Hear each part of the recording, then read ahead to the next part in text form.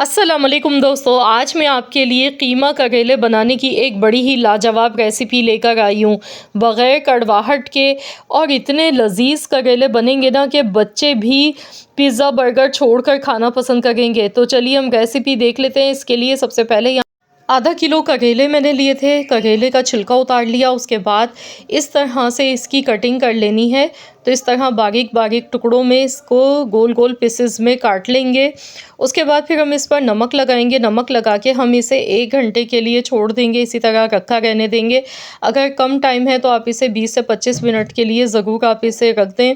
नमक लगाने के बाद इससे ये होता है कि करेलों में जो एक कड़वा पानी होता है ना इसका, वो सारा निकल जाता है। पुराने वक्तों में तो करेलों में नमक लगा के इसे धूप में रख दिया जाता था। उससे ये होता था कि जल्दी से करेले सॉफ्ट हो जाते थे और जो इसका कड़वा पानी होता था ना वो सब नमक से निकल जाता था। तो बहुत ही बेहतरीन बनते थे। लेकिन धूप ये है कि हर जगह हर घर पे नहीं होती है, तो इसलिए हम इसे ऐसे ही रखेंगे, बग़ैर धूप के ही नमक लगाएंगे 1 टेबल स्पून इसमें भर के। और अब हम इसे अच्छी तरह से मिक्स करेंगे। तो मैं इसे 1 घंटे के लिए ऐसे ही छोड़ दूँगी ताकि करेलों में जो भी कड़वा पानी है ना वो इसका निकल जाए। 1 घंटे के बाद फिर हम इन्हें निचोड़ लेंगे अच्छी तरह से। तो यहाँ पर देखिए 1 घंटा हो चुका था, तो मैंने करेलों को अच्छी तरह से निचोड़ लिया। ये देखें कितना सारा इसका कड़वा पानी निकला। इस तरह से दबा दबा के निचोड़ के इसका जो भी पानी है ना वो सारा निकाल लेंगे। तो यहाँ आप देख सकते हैं अच्छा खासा इसका कड़वा पानी सब निकल चुका है नमक की वजह से। नमक डालने से ये होता है कि करेले भी सॉफ्ट थोड़े से हो जाते हैं और जो इनकी कड़वाहट होती है वो ख़त्म हो जाती है। तो यहाँ देखिए कितना सारा इसका ये पानी निकला है। तो इसे हम फेंक देंगे। अब हम करेलों को अच्छी तरह से वॉश करेंगे। 4 से 5 बार पानी से अच्छी तरह से इन्हें वॉश कर लेंगे। तो इस तरीके से यहाँ पर देखिए मैंने इन्हें अच्छी तरह से वॉश कर लिया है। अब जो इसके बीज होते हैं आपकी मर्ज़ी, आप रखें या फेंक दें। तो मैंने बीज समेत ही मैं इनको बनाऊँगी। तो यहाँ पर ऑयल हमारा बहुत अच्छी तरह से गर्म हो चुका है। हस्ब ज़रूरत कुकिंग ऑयल लेंगे। अब हम करेलों को अच्छी तरह से फ्राई करेंगे जब तक कि करेलों का कलर चेंज नहीं हो जाता है। तो शुरू में जब करेलों को इस तरीके से फ्राई करते हैं तो इससे भी 50% जो करेलों की कड़वाहट होती है ना वो ख़त्म हो जाती है। यकीन माने ये बहुत ही ज़बरदस्त तरीका है। इस तरीके से आप लोग ज़रूर बना कर देखें। तो ये सब्ज़ी वैसे भी बहुत ज़्यादा फ़ायदेमंद होती है। यहाँ देखिए कितना गुलाबी सुनहरा सा इसका कलर आ चुका था। अब करेले तो फ्राई हो चुके हैं। अब जो ऑयल बचा है ना इसमें हम 2 मीडियम साइज़ की स्लाइस में कटी हुई प्याज शामिल कर देंगे। प्याज को हल्का सा फ्राई कर लेते हैं। प्याज का कलर चेंज नहीं करना है। प्याज डालने के बाद इसमें कीमा शामिल कर देंगे। तो यहाँ पर मैंने आधा किलो कीमा लिया है। आधा किलो मेरे पास हाथ का कीमा है, बारीक मशीन का कीमा मैंने नहीं लिया है, हड्डी के साथ है कीमा। अब कीमे को अच्छी तरह से हाई फ्लेम पर फ्राई करना है। गैस का फ्लेम हाई रखेंगे क्योंकि प्याज भी फ्राई नहीं हुई थी। प्याज को सिर्फ हल्का सा सॉफ्ट ही किया था। तो हमने इसमें कीमा शामिल कर दिया। तो यहाँ देखिए जैसे ही कलर चेंज होता है ना कीमे का तो इसमें पानी नज़र आता है। अच्छी तरह खुश्क कर लीजिएगा। खूब अच्छी तरह से कीमे को फ्राई कर लें। अब इसमें 2 चम्मच भर के पिसा हुआ लहसुन अदरक का पेस्ट शामिल करना है। लहसुन अदरक के पेस्ट के साथ इसी तरह से मज़ीद कीमे को फ्राई कर लेंगे।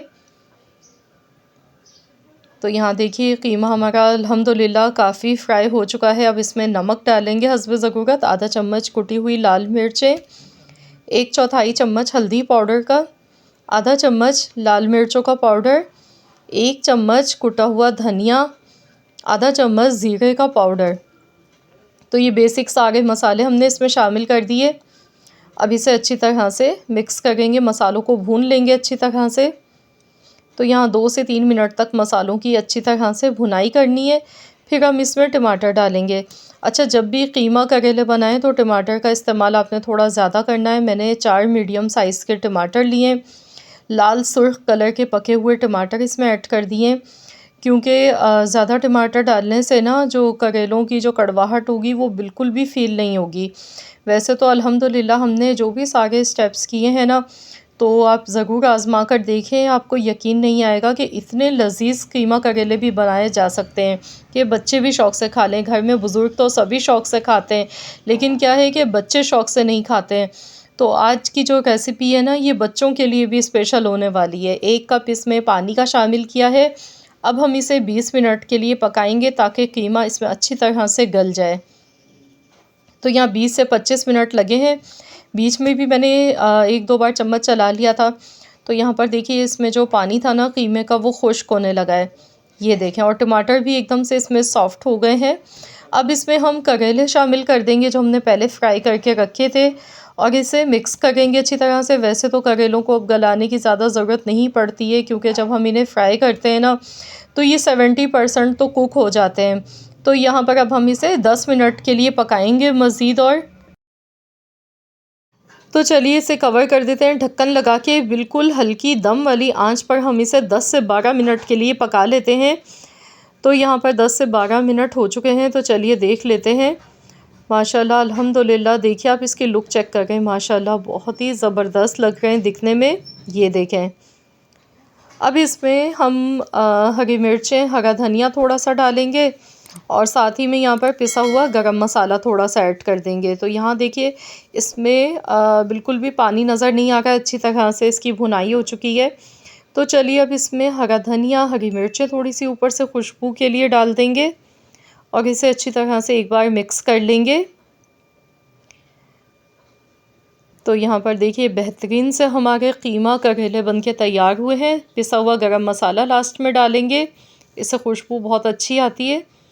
तो चलिए इसे भी मिक्स कर लेते हैं। माशाल्लाह अल्हम्दुलिल्लाह बहुत ही मज़ेदार से हमारे कीमा करेले बनके बिल्कुल तैयार हो चुके हैं। तो मेरी गारंटी है कि आप लोग ज़रूर बनाकर देखें इस तरीके से। इंशाल्लाह ताला आप सबको भी मज़ा आ जाएगा खाने का। ये बहुत ही लाजवाब और बहुत ही मज़े के बने हैं। तो ज़रूर आप लोग इस रेसिपी को ट्राई करें। आप इसे गर्मा-गर्म चपाती के साथ खाएँ या पराठों के साथ सर्व करें, बहुत ही लज़ीज़ ये लगते हैं।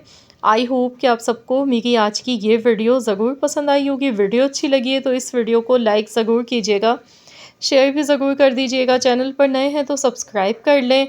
मिलते हैं इंशाअल्लाह ताला एक और नई मज़ेदार सी यूनिक रेसिपी के साथ। तो जब तक के लिए अल्लाह हाफ़िज़।